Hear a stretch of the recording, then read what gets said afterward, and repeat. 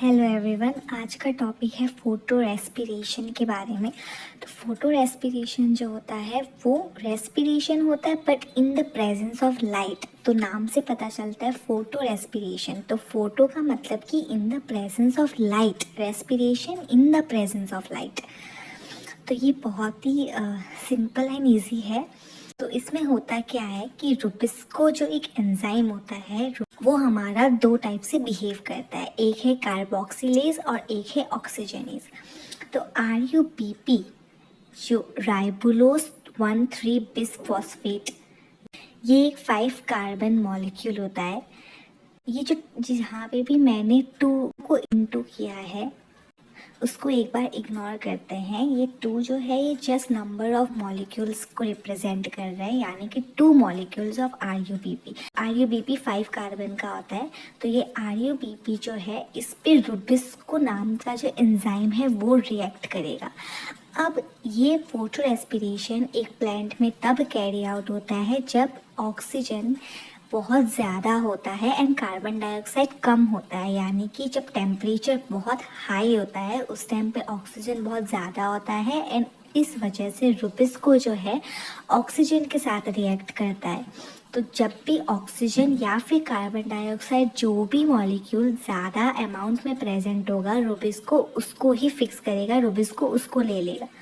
तो Rubisco oxygen को react करवाएगा RUBP के साथ एंड यहाँ पे 2 हमारा प्रोडक्ट बनेगा। एक है फॉस्फोग्लाइकोलेट जो कि 2 कार्बन का होता है और एक है फॉस्फोग्लिसरेट जो कि 3 कार्बन का होता है। तो 2 फॉस्फोग्लाइकोलेट 2 कार्बन का एंड 3 फॉस्फोग्लिसरेट 3 कार्बन का, ये दोनों 2 मॉलिक्यूल्स के बनेंगे, 2-2 बनेंगे। अब जो हमारा ये जो फॉस्फोग्लिसरेट है ये हमारा आगे इसका कोई काम नहीं है, ये आगे नहीं जाएगा इस रिएक्शन में, ये हमारा केल्विन साइकिल में चला जाएगा। तो ये जो PGA है यानी कि फॉस्फोग्लिसरेट ये यहाँ से निकल जाएगा। इसका आगे और कोई काम नहीं है, ये इस पे और कुछ काम नहीं करता, ये यहाँ से हमारा निकल जाएगा। अब बचा हमारा फॉस्फोग्लाइकोलेट। अब ये जो फॉस्फोग्लाइकोलेट है कन्वर्ट होगा ग्लाइकोलेट में। अब फॉस्फोग्लाइकोलेट को अगर ग्लाइकोलेट में कन्वर्ट करना है तो ऑब्वियस सी बात है कि ये जो फॉस्फो है यानी कि जो फॉस्फेट ग्रुप है उसे हम रिमूव कर देंगे। तो हमारा जो फॉस्फेट है फॉस्फेट ग्रुप को हम यहाँ से निकाल देंगे और ये बचेगा सिर्फ ग्लाइकोलेट जो कि 2 कार्बन है एंड इसका भी 2 मॉलिक्यूल्स बनेगा। तो हमारा यहाँ पे PGA चला गया केल्विन साइकिल में एंड यहाँ से फॉस्फेट निकल गया। अब जो ये फॉस्फोग्लाइकोलेट से जो ग्लाइकोलेट बना, जो फॉस्फेट निकल गया, वो कौन एंजाइम करवाएगा? वो करवाएगा फॉस्फोग्लाइकोलेट फॉस्फेटेज। ये रहा फॉस्फोग्लाइकोलेट एंड फॉस्फेटेज, यानी कि फॉस्फेटेज एंजाइम जो होता है वो हमारा फॉस्फेट ग्रुप रिमूव करने का काम करता है। तो इस वजह से फॉस्फोग्लाइकोलेट फॉस्फेटेज यानी कि फॉस्फोग्लाइकोलेट से फॉस्फेट ग्रुप हटा देना। अब ये जो ग्लाइकोलेट है ये हमारा नेक्स्ट चला जाएगा पेरोक्सीसोम में। तो इस फोटो रेस्पिरेशन में हमारा 3 ऑर्गेनेलिज पार्टिसिपेट करता है। एक है क्लोरोप्लास्ट, एक है पेरोक्सीसोम और एक है माइटोकॉन्ड्रिया। तो स्टार्ट हमारा हमेशा क्लोरोप्लास्ट से होता है। उसके बाद जो हमारा क्लोरोप्लास्ट में ग्लाइकोलेट बना वो अभी नेक्स्ट चला जाएगा हमारा पेरोक्सीसोम में। पेरोक्सीसोम में आने के बाद क्या होता है, ये जो ग्लाइकोलेट है ये कन्वर्ट होगा ग्लाइऑक्सिलेट में। तो ग्लाइकोलेट अगर ग्लाइऑक्सिलेट में कन्वर्ट होगा, नाम से ही पता चल रहा है ऑक्सी यानी कि ऑक्सीजन ग्रुप ऐड हुआ है। तो ऑब्वियस सी बात है ग्लाइकोलेट में ऑक्सीजन ग्रुप ऐड होगा एंड ये बन जाएगा ग्लाइऑक्सिलेट। तो इस पर हमारा जो है ये रहा ऑक्सीजन ऐड हुआ and hydrogen peroxide H2O2 hydrogen peroxide जो है वो बनता है। और ये कौन सा एंजाइम करवाएगा? ग्लाइकोलेट ऑक्सीडेज, क्योंकि ऑब्वियसली हमने ग्लाइकोलेट में ऑक्सीजन ग्रुप ऐड किया है तो एंजाइम का नाम होगा ग्लाइकोलेट ऑक्सीडेज। ये जो H2O2 है ये हमारा ब्रेक होगा वाटर में एंड ऑक्सीजन में। अब ये जो ग्लाइऑक्सिलेट है ये हमारा कन्वर्ट होगा ग्लाइसिन में। तो ग्लाइसिन एक एमिनो एसिड है एंड ग्लाइऑक्सिलेट जो है ये इसमें हम एमोनिया ग्रुप ऐड करेंगे, NH3 ऐड करेंगे, क्योंकि हमें एमिनो एसिड बनाना है तो ऑब्वियसली हमें एक एमिनो ग्रुप ऐड करना होगा। तो हम यहाँ पे NH3 एमिनो ऐड करेंगे और ये एंजाइम कौन करवाएगा, एमिनो ट्रांसफरेज नाम का जो एंजाइम है ये हमारा एमिनो ग्रुप ऐड करके ग्लाइसिन बनाएगा। अब ये जो ग्लाइसिन है 2 कार्बन, ये हमारा चला जाएगा माइटोकॉन्ड्रिया में। माइटोकॉन्ड्रिया में जाने के बाद ये ग्लाइसिन जो है ये कन्वर्ट होगा सेराइन में। अब देखो ग्लाइसिन है हमारा 2 कार्बन कंपाउंड और 2 मॉलिक्यूल्स ऑफ ग्लाइसिन बन रहा है, यानी कि टोटल 4 कार्बन, टोटल हमारा हो गया 4 कार्बन। अब ये जब सेराइन बनेगा तो हमारा जो सेराइन है ये 3 कार्बन कंपाउंड है, लेकिन हमारे पास यहाँ पर टोटल 4 कार्बन है। एंड एक इम्पॉर्टेंट चीज़, ग्लाइसिन हमारा 2 मॉलिक्यूल्स का बन रहा है, पर यहाँ जो सेराइन बन रहा है ये सिर्फ 1 मॉलिक्यूल का बन रहा है। यहाँ पे 2 मॉलिक्यूल्स नहीं है, सिर्फ 1 मॉलिक्यूल है। तो हमारा जितना भी अभी तक सारे चीज़ जो 2-2 मॉलिक्यूल्स के बन रहे थे वो यहाँ पे आके ग्लाइसिन में आके स्टॉप हो जाएगा। अब सेराइन के बाद सिर्फ 1 मॉलिक्यूल्स बनेंगे। तो ये ग्लाइसिन हमारा कन्वर्ट हो जाएगा सेराइन में, जो कि 3 कार्बन का है, जबकि यहाँ हमारे पास टोटल 4 कार्बन थे। ग्लाइसिन 2 कार्बन का 2 बार बनेगा, 2 मॉलिक्यूल्स, तो glycine 2 carbon plus glycine 2 carbon, तो टोटल 4 कार्बन हुआ, जिसमें से 3 कार्बन का हमारा ये सेराइन बना और जो 1 कार्बन बचा वो हमारा यहाँ निकल जाएगा। तो ये कार्बन डाइऑक्साइड जो हमारा यहाँ पे निकला, ये कौन एंजाइम वर्क करवाएगा, ग्लाइसिन डी कार्बोक्सिलेज, प्लस एक एमाइनो ग्रुप NH3 को भी निकलवाएगा। एंड यहाँ पे जो NAD प्लस है ये कन्वर्ट होगा NADH2 में, तो NAD प्लस NADH2 में कन्वर्ट हो रहा है, NH3 निकल रहा है, CO2 निकल रहा है, एंड जो ये ग्लाइसिन है ये सेराइन में कन्वर्ट हो रहा है।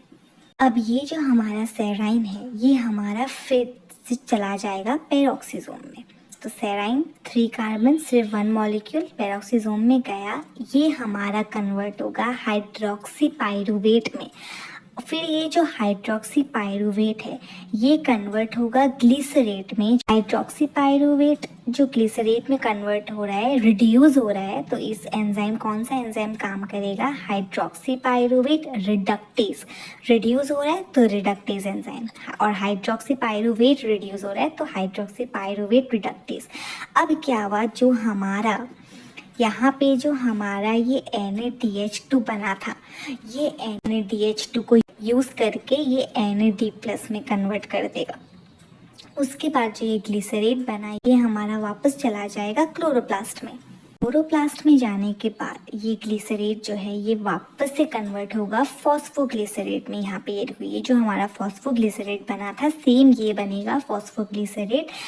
एंड ग्लिसरेट को फॉस्फोग्लिसरेट में कन्वर्ट करने के लिए हमने यहाँ पे फॉस्फो ऐड हुआ है, यानी कि फॉस्फेट ग्रुप ऐड हुआ है। तो अब फॉस्फेट हम कहाँ से देंगे, ATP को यूज़ करके एक फॉस्फेट निकाल देंगे, एंड ATP जो है ये ADP में कन्वर्ट हो गया, एडिनोसिन ट्राइफॉस्फेट। 3 फॉस्फेट में से एक फॉस्फेट यहाँ गया, बचा 2, यानी कि एडिनोसिन डाइफॉस्फेट बचा।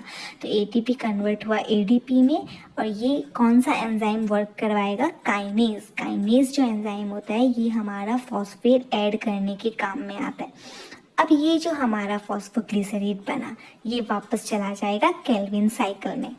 अब ये जो फोटो रेस्पिरेशन है ये हमारा एक बहुत ही वेस्टफुल प्रोसेस है, क्योंकि यहाँ पे आपने जो अभी ये देखो ATP तो हमारा जनरेट नहीं हो रहा है, इनफैक्ट हम ATP को यूज़ कर रहे हैं, तो ATP तो बना ही नहीं, उल्टा वेस्ट हो गया हमारा एक ATP। तो यहाँ पे हमारा ATP वेस्ट हुआ, प्लस जो NADH2 बना उसे भी हमने वापस से यूटिलाइज कर लिया। तो ये एक बहुत ही वेस्टफुल प्रोसेस है। यहाँ पे कार्बन जो ऑलरेडी फिक्स्ड होते हैं प्लेन्स में वो भी वेस्ट होता है। इस प्रोसेस के कुछ फ़ायदे भी हैं, जैसे कि इसमें एमिनो एसिड्स बनते हैं, जैसे कि ग्लाइसिन बना, सेराइन बना। सेकंड, ये फॉस्फोग्लिसरेट बनाता है जो कि फर्दर केल्विन साइकिल में वर्क करता है। और जो हाइड्रोजन पेरोक्साइड है जो कि ब्रेक हुआ वाटर एंड ऑक्सीजन में, ये भी एक फ़ायदे की चीज़ है। तो ये फोटो रेस्पिरेशन एक बहुत ही इजी सा साइकिल है। जितना कॉम्प्लिकेटेड डायग्राम लग रहा होगा ये उतना ही इजी है। तो फोटो रेस्पिरेशन तब कैरी आउट होता है जब हाई टेम्परेचर होता है, राइट। तो हाई टेम्परेचर में क्या होगा, हमारा ऑक्सीजन ज़्यादा होगा, तो ऑक्सीजन ज़्यादा होगा तो रूबिस को हमारा ऑक्सीजन को लेगा। अब रूबिस को हमारा या तो ऑक्सीजन को लेगा या फिर कार्बन डाइऑक्साइड को लेगा।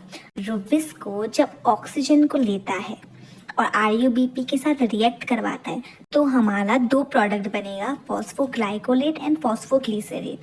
यही रूबिस को जब हमारा कार्बन डाइऑक्साइड के साथ रिएक्ट करेगा, यानी कि जब टेम्परेचर लो होगा और कार्बन डाइऑक्साइड ज़्यादा होगा, तो रूबिस को हमारा कार्बन डाइऑक्साइड को यूज़ करके RUBP के साथ रिएक्ट करवाएगा एंड तब जो है हमारा ये फॉस्फोग्लाइकोलेट नहीं बनेगा, तब हमारा सिर्फ फॉस्फोग्लिसरेट बनेगा एंड ये फॉस्फोग्लिसरेट डायरेक्ट चला जाएगा केल्विन साइकिल में। तो रूबिस को जब ऑक्सीजन के साथ रिएक्ट करता है तब हमारा ये फोटो रेस्पिरेशन कैरी आउट होगा, जहाँ पे फॉस्फोग्लाइकोलेट बनेगा एंड फॉस्फोग्लिसरेट बनेगा। जबकि ये रूबिस को जब कार्बन डाइऑक्साइड के साथ रिएक्ट करेगा तब हमारा सिर्फ फॉस्फोग्लिसरेट बनेगा एंड ये चला जाएगा डायरेक्ट केल्विन साइकिल में एंड तब केल्विन साइकिल कैरी आउट होगा, फोटो रेस्पिरेशन नहीं होगा। फॉस्फोग्लाइकोलेट जो है ये केल्विन साइकिल में नहीं जा सकता है, इस वजह से ये हमारा further photo respiration carry out करेगा। अब ये जो हमारा फोटो रेस्पिरेशन है इसे हम C2 साइकिल भी कहते हैं। ऐसा क्यों? क्योंकि जो हमारा सबसे फर्स्ट स्टेबल प्रोडक्ट है वो है फॉस्फोग्लाइकोलेट एंड ये कितने कार्बन का है? ये है 2 कार्बन का। तो क्योंकि ये 2 कार्बन का है इस वजह से इस साइकिल को हम C2 साइकिल भी कहते हैं। और ये जो C2 साइकिल है ये हमारा मेनली C3 प्लेन्स में कैरी आउट होता है। अब इस चीज़ में बिल्कुल कंफ्यूज मत होना कि इस साइकिल का नाम है C2 साइकिल लेकिन ये होता है C3 प्लेन्स में, क्योंकि C2 साइकिल जो C2 नाम है वो हमारा ये फर्स्ट स्टेबल प्रोडक्ट 2 कार्बन की वजह से उसका नाम दिया गया है C2 साइकिल, लेकिन ये मेनली होता है C3 प्लेन्स में। ये दोनों चीज़ें अलग हैं। C3 प्लेन्स में जैसे कि हमारा व्हीट हो गया, राइस, व्हीट, बार्ले, ऐसे C3 प्लेन्स में ये कैरी आउट होता है। मैं फटाफट से सम अप कर देती हूँ। तो RUBP जो है ये कन्वर्ट होगा फॉस्फोग्लाइकोलेट एंड फॉस्फोग्लिसरेट में एंड इसको हेल्प करेगा रूबिस्को एंजाइम ऑक्सीजन यूज़ करके।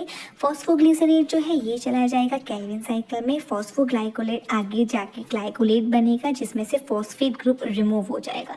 ये ग्लाइकोलेट जाएगा पेरोक्सीसोम में। यहाँ पे ग्लाइकोलेट ग्लाइऑक्सिलेट में कन्वर्ट हो जाएगा, ऑक्सीजन ऐड होकर। ग्लाइऑक्सिलेट जो है इसमें एमाइनो ग्रुप ऐड होगा एंड एक एमाइनो एसिड ग्लाइसिन बनेगा। ये ग्लाइसिन फर्दर जाएगा माइटोकॉन्ड्रिया में। माइटोकॉन्ड्रिया में ये ग्लाइसिन कन्वर्ट होगा सेराइन में, जो कि 3 कार्बन का है एंड यहाँ पे जो 4 कार्बन था 1 कार्बन निकल जाएगा, 3 कार्बन का सेराइन बनेगा, एक NH3 निकलेगा एंड NAD+ जो है ये NADH2 में कन्वर्ट होगा। ये सेराइन फिर से जाएगा पेरोक्सीसोम में। पेरोक्सीसोम में जाने के बाद ये सेराइन कन्वर्ट होगा हाइड्रोक्सी पाइरुवेट में। हाइड्रोक्सी पाइरुवेट जाएगा ग्लिसरेट में एंड यहाँ पे NADH2 जो है ये कन्वर्ट होगा NAD+ में। ये ग्लिसरेट वापस जाएगा क्लोरोप्लास्ट में। क्लोरोप्लास्ट में जाके ये ग्लिसरेट कन्वर्ट होगा फॉस्फोग्लिसरेट में, यानी कि फॉस्फेट ग्रुप ऐड हुआ, वो हम ऐड करेंगे ATP के मदद से। तो ATP कन्वर्ट हो जाएगा ADP में। एंजाइम जो है वो है काइनेस। फॉस्फोग्लिसरेट जो है ये हमारा चला जाएगा केल्विन साइकिल में। Thank you so much.